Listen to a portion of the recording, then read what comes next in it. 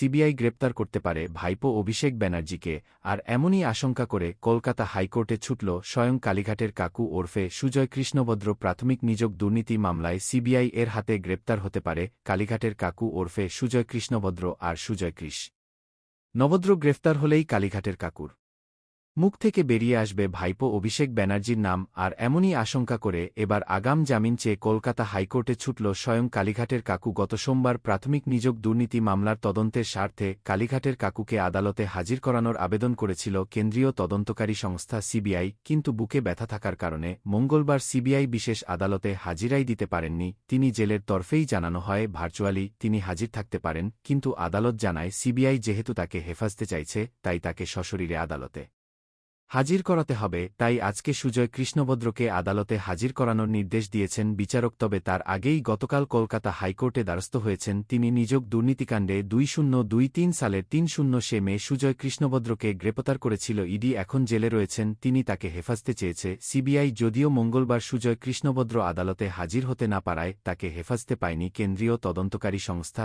CBI. ইডির হাতে গ্রেপ্তারির পর দীর্ঘদিন হাসপাতালে ভর্তি ছিলেন কালীঘাটের কাকু। মাঝে হাসপাতালে হৃদযন্ত্রের অস্ত্রোপচার হয়।